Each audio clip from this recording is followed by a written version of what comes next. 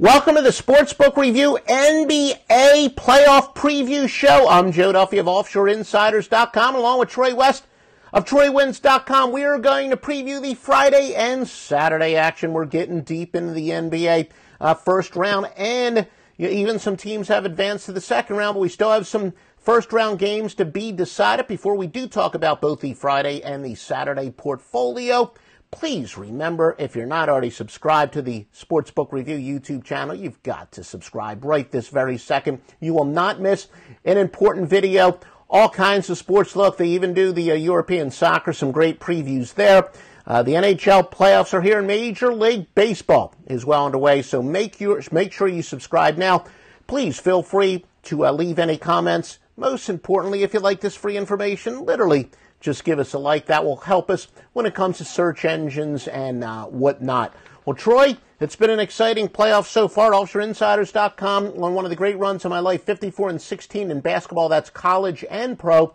We do have 3 games on Friday. Toronto at Washington. Washington is laying 2. Cleveland at Indiana. Indiana, a small 1-point favorite. And the one fairly high point spread is Utah hosting Oklahoma City, and as I look at the SBR odds, it looks like most of these odds are pretty much across the board. Utah is laying 6.5 to Oklahoma City. As far as the Toronto, Washington, if you do shop around at SBR odds, and depending on whether you like the favorite or the underdog, if you like the underdog, looks like you can get 2.5. So make sure you do visit SBR odds. Always shop around for the best line. But any of those 3 games jump out at you, Troy?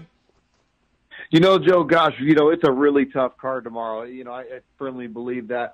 I do like Toronto to get it done against Washington. This is a Toronto team that really turned it on, in the final minutes of that game. And I've said all along, I do think they are the better team.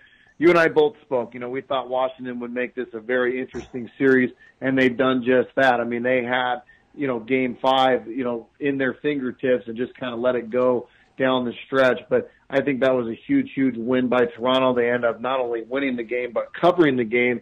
And I'm just kind of shocked to see them as an underdog. I think they're the better team here. And being an underdog in this game, I like them to close it out in game 6. That Cleveland-Indiana series, Joe, that's just been a wild, wild series. Cleveland gets a remarkable win. But another one where they let the spread slip away from them. I mean, ATS-wise in this series, they have not been good. This is just a tricky one. To me, I think Cleveland, my gut tells me Cleveland's the better team, and it tells me they're gonna close this one out. But I would not be shocked to see this one go 7 games and have to go back to Cleveland. I think it could be a letdown spot for the Cavaliers, coming off the big buzzer beater win. And in the fashion that they did do it, I think it could be a draining win for them. And if Indiana comes out with a chip on their shoulder, I would not be shocked to see them win this game. So for me, it's just a total pass. And then that third and final game, Oklahoma City, to me, Joe, got a huge, huge comeback win, a game that a young team like Utah had Oklahoma City put away, without a doubt, up by 20-plus points. It'll be interesting to see. Will Russell Westbrook be revived? I mean, he puts up a remarkable game. They finally got something together there in the third and fourth quarter.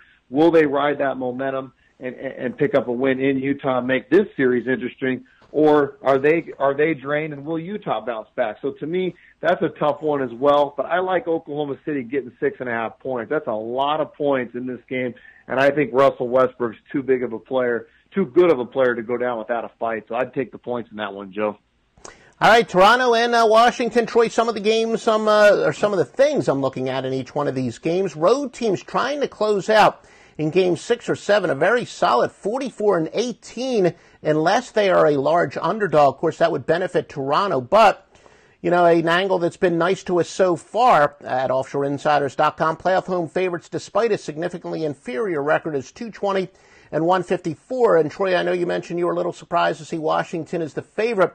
This is the biggest line move so far. When you're talking about a game so close to a pick'em, it does have some significance, and a lot of maybe square players out there, so to speak, might not be aware that it is pretty significant when a game does go from 1 to 2, and in some places 2.5 points. Washington only opened up as a 1-point favorite, so there is some money coming in on Washington, and but cold favorites, and that goes back to the regular season. When you're talking about over the last 20 games, cold favorites are 233 and 170 in the NBA playoffs, so that would benefit Washington.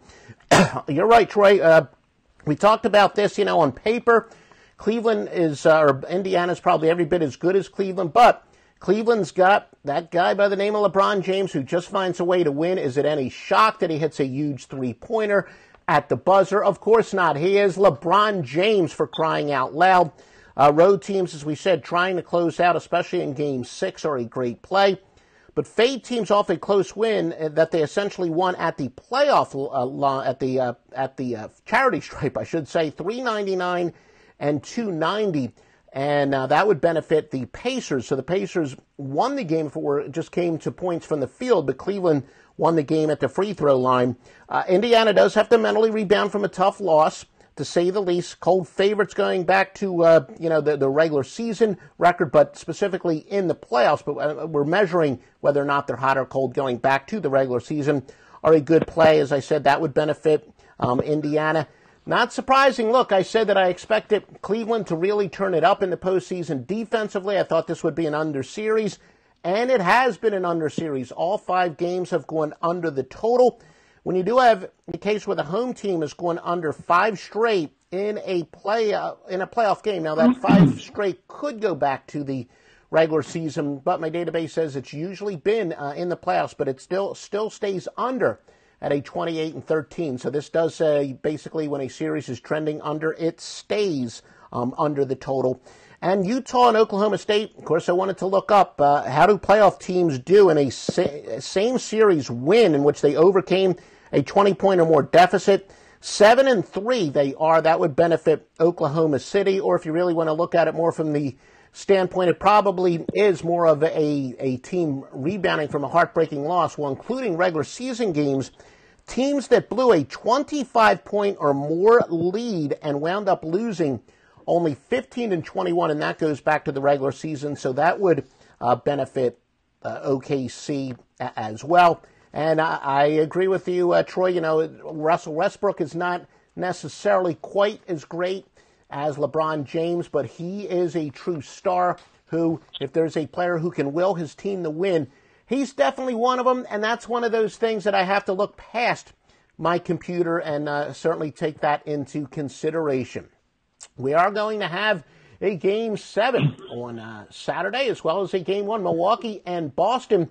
It's been dominated by the home team straight up, and also very much also ATS, but straight up, the home team has won every game. Boston will be laying 4.5 to Milwaukee.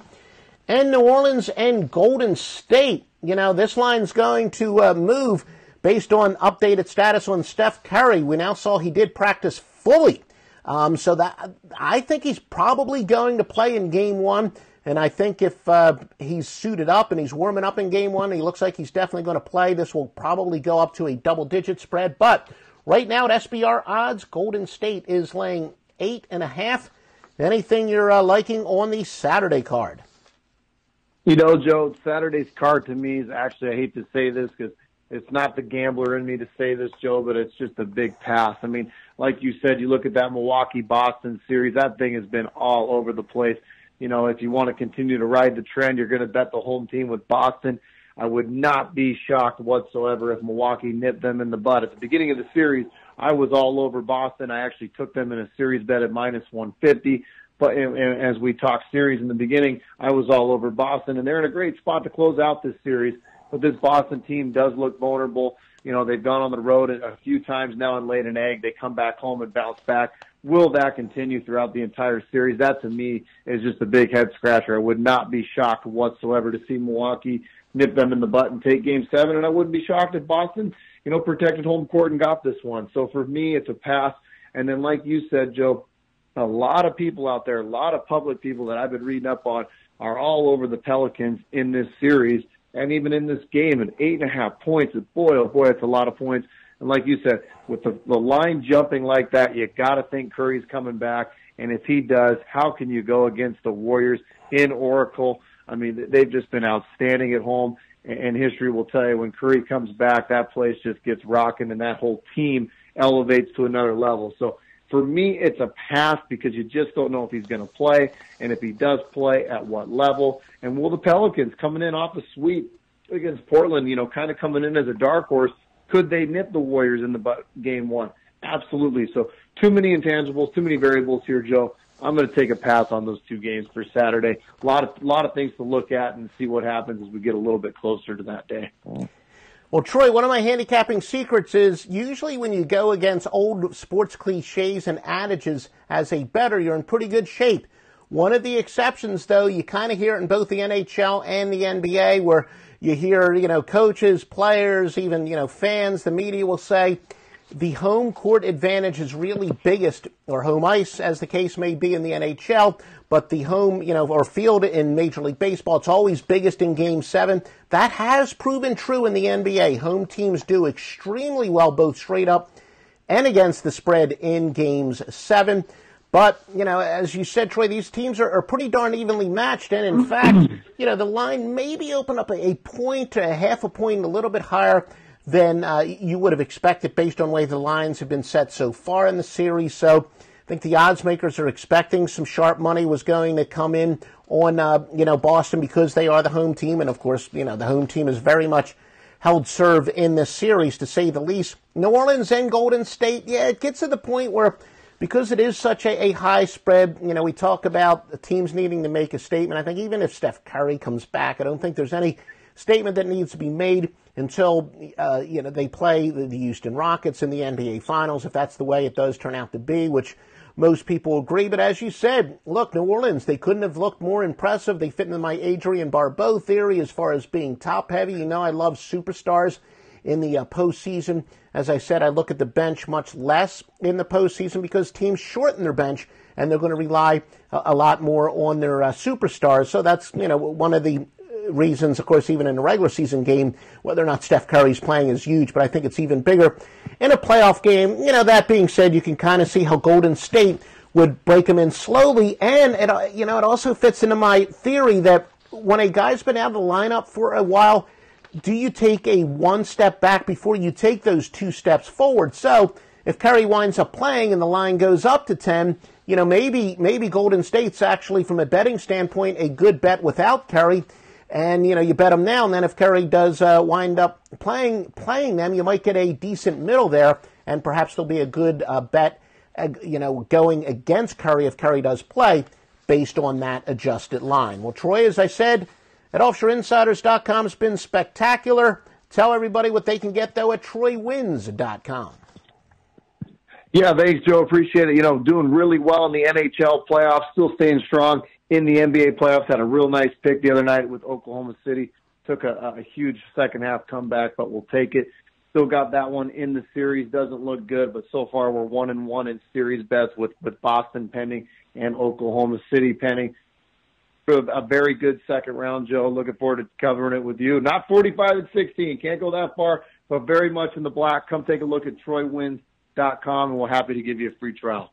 It's actually 54-16, and it's one of those cases where, I've gone on my share of runs where I can understand people look at it and you say, you're full of crap, I don't believe it. Look, folks, I've got way too many customers to lie. It would bite me in the bud, and it would be costing me money if I were fibbing to you. That is a 100% legitimate run. In fact, all sports going back to August 27th, my son's birthday, I keep telling him he's been my good luck charm. It's been as good of a run as, and I'm approaching my 30th year in the business. June 1st, 1988 is when I got started. One of my all-time great runs, 54-16 at OffshoreInsiders.com. And the NHL playoffs have been nice to us so far. We got to pick it up a little bit in baseball. And yeah, Troy and I, we're going to be back on Monday to discuss these rounds 2. And, probably a little bit better to watch from a fan standpoint. May or may not be better to bet from a gambling standpoint, but Troy and I will have all the angles. And in fact, some of the stuff that I will have for you when we are back with our Monday show, I'll be telling you, is it better to be rested or is it better to be, sharp? We're probably going to have some matchups in the second round where one team's significantly more rested than the other. What does that mean from a gambling standpoint? I will answer that question right here at Sportsbook Review. Like I said, please like this video and leave your comments, and we will talk to you on Monday. Hey guys, thanks for tuning in to our channel. Now, we've put a lot of work into producing all these free videos, so please help us out and keep all our content free for you forever by simply liking, sharing, commenting, and subscribing. Now, not to mention, a visit to our industry-leading website will warm the hearts of all our SBR employees, especially myself. Now, the links are over there to the left, so do check those out. Thanks for watching.